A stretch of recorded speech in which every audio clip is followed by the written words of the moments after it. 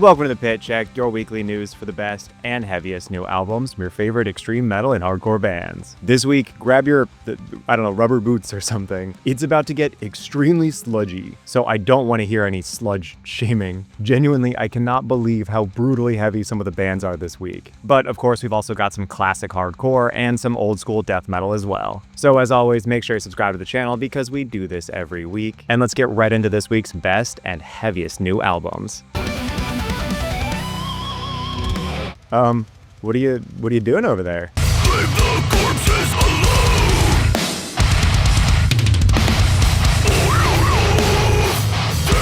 The legends themselves, the Acacia strain, are back with this masterpiece of an album titled You Are Safe From God Here. Closer to hell.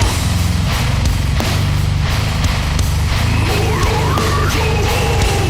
As any fan of this band will tell you, trying to fit the Acacia strain into a single genre is impossible. They have this incredible blend of this thick and sludgy downtempo hardcore, nasty balls to the walls death metal riffs, some chaotic old school metalcore, and deathcore and beatdown hardcore breakdowns that'll surgically sever your soul.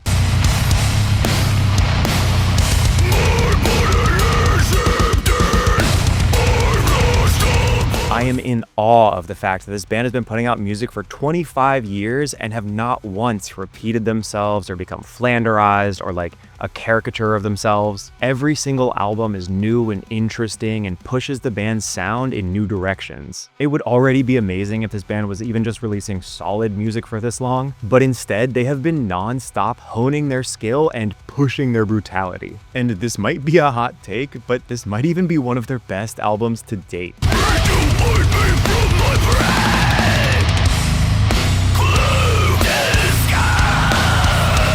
I have been obsessed with this band since I heard Smokulator in 2004, and in my opinion, the Acacia strain have earned their spot on the core Mount Rushmore, so I may be a little biased. But even without that, this is an album of the year contender without question.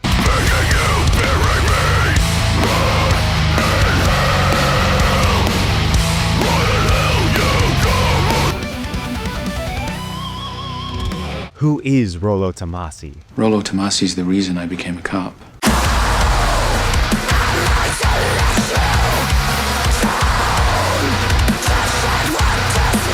The mathcore and progressive hardcore band Rolo Tomassi has released their latest EP titled In the Echoes of All Dreams.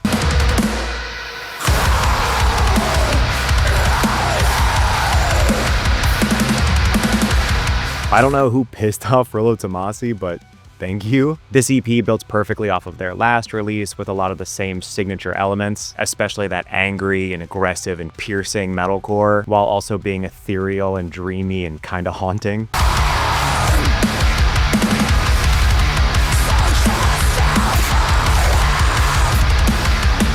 I can't believe how underrated this band is. They have some of the best blends of that chaotic 2000s hardcore with super creative and progressive song structures and guitar work, and a larger-than-life epic atmosphere that adds a ton of weight to these songs while also being surprisingly uplifting.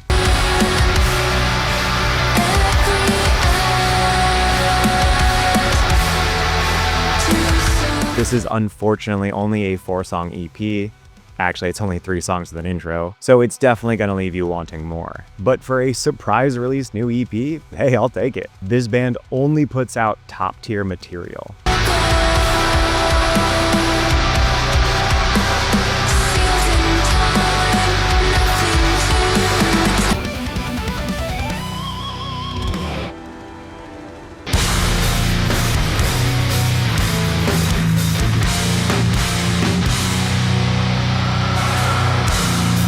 The Australian hardcore band Speed is back with this sick new EP titled All My Angels.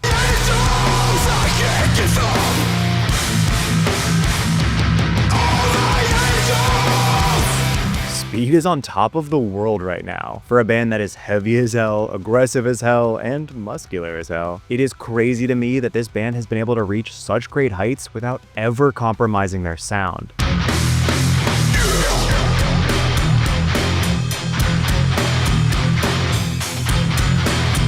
I got to catch their EP release show at a roller skating rink in Brooklyn, and good God, not only is this band relentless, these new songs go crazy live.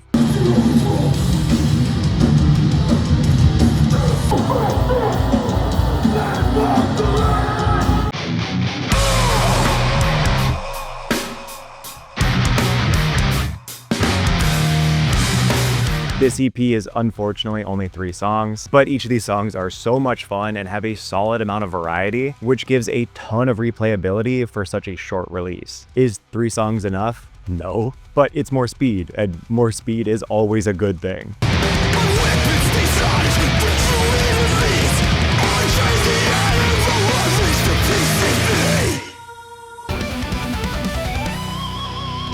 Need some bone-crushing death metal?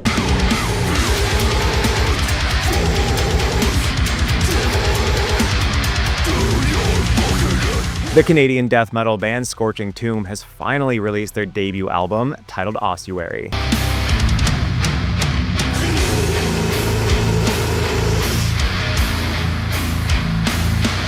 If you like bands like Sanguisugabog or Tribal Gaze or maybe even 200 Stab Wounds, or any of those bands that like to fuse old school death metal with some modern brutal death metal and a little bit of hardcore, then you're gonna love this one.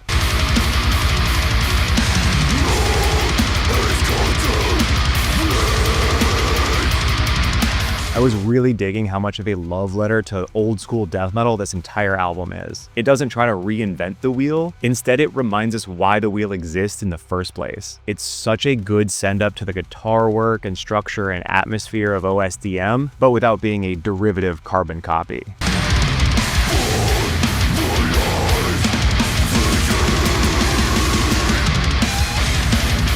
Also, how could I forget to mention the disgusting features from Sanguisugabog and Primal Horde. This is a great debut album that shows such a strong foundation and spine for this band. Genuinely, I cannot wait to hear what they put out next.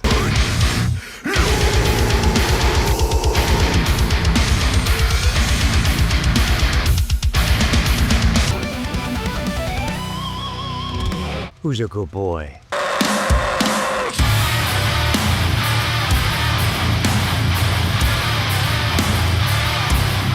The sludgy, doomy hardcore band Mastiff has released their latest EP titled For All the Dead Dreams.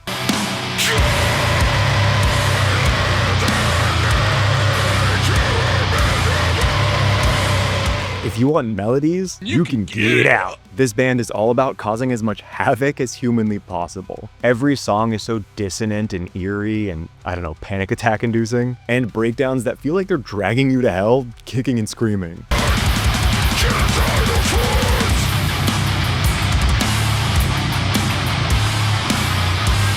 I love how downtempo and grimy and nasty this EP is. Some of these riffs aren't just bone rattling, they sound like they were made by rattling bones together. This is some absurdly abrasive hardcore and I love it. It's like if you put a Nails song on 0.25 speed.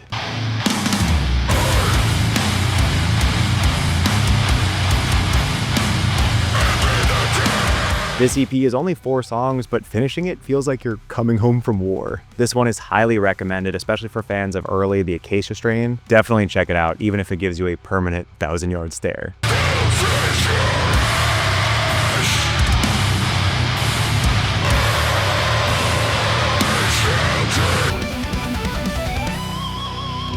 How'd you know my nickname in college?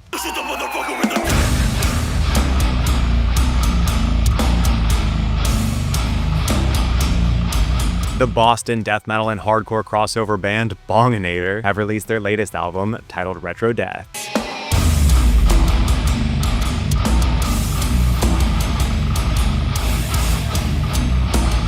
If you love 80s action and horror movies, retro video games, and especially synthwave and dance pop, but like in a stoner death metal band, this is gonna be for you.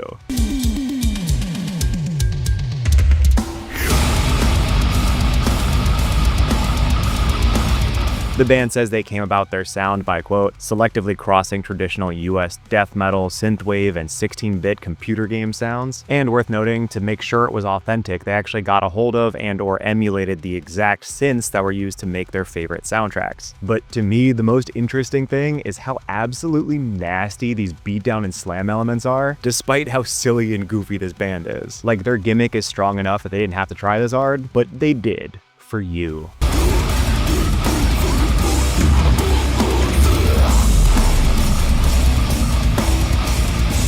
There's also some sick features here from Fulci and Big Ass Truck and Belushi Speedball and more. So if you like goofy as hell yet crushing death metal that you can still bust a move to, definitely check this one out.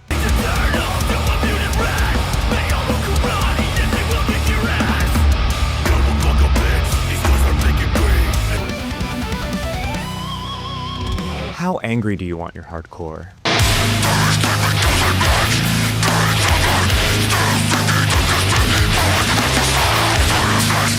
The North Carolina-based Beatdown Hardcore band Invoke have released this brutally heavy new album titled Enemy of the Sound Perception.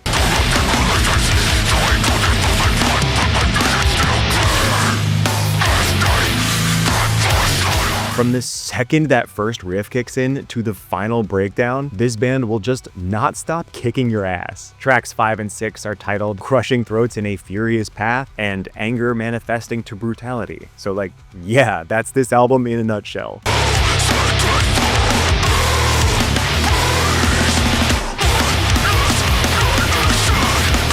It's also worth noting that this album is 9 tracks long, and each song averages about 2.5 to 3 minutes, which maybe doesn't sound notable, but when a lot of their contemporaries are rocking these 1.5 to maybe 2-minute songs, that extra minute or so of intensity per song really piles on, and feels like each track then goes that extra mile. They don't just punch you in the face, they make sure you never forget them.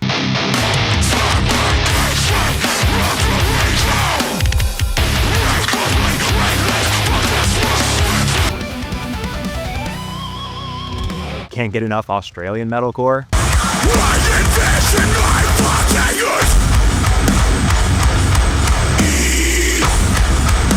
The Aussie metalcore band Heavensgate has released their latest EP titled A Heart is a Heavy Burden. My place of worship, I really like the pacing of this EP. The first 3 songs are absolute rippers before this insane closing track that combines all of the best elements of everything that came before it. I don't know why, it's such a pet peeve of mine when bands end the album on like a soft song, especially 2 soft songs back to back. So having them close this EP out with an absolute barn burner is so satisfying.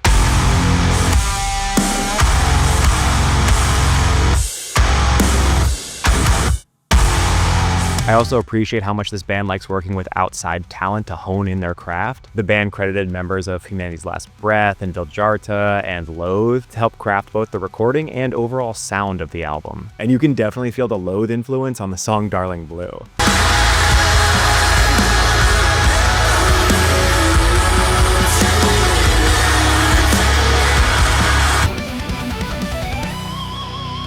Okay, so I have gotten multiple messages now from different bands saying that some of you guys have been coming over in their comments or their videos and showing them a ton of love, being so nice and so supportive. And the fact that these bands have thought to message me about it is kind of crazy. Like, do you understand how fucking cool that is? This community, you guys are getting a reputation for being like actual supportive, engaging music lovers. Like, you are the type of people that love finding and repping up and coming bands. It is really funny to me that we all listen to such heavy, angry music, and yet this community is just so full of love. But I don't know, anyway, I thought it was cool that you guys are getting a reputation for being like legit music supporters, and I don't know. I wanted to share that with you guys, and it's really surreal. I can't thank you guys enough. And here is the full list of all of the albums that came out this week. And if you have a band that has an album or an EP coming out, please feel free to not only just shoot it in the comments below, but like DM me on any of my social platforms. And as a huge favor, if you could actually send it before it comes out, that'll make a huge difference. That way things don't get lost in the shuffle or like they're too far past the cutoff release to count as a new album this week. So if you've got a new album coming out, shoot me a message. I'll try to add it to my radar, and hopefully you'll make it on the show. There has been quite a few bands that we've covered on here that came about that exact way. And as always, let me know if there was anything I missed on this list or anything that I should have spent more time on. Please feel free to yell at me in the comments below, and I'll see you next week for next week's best new albums.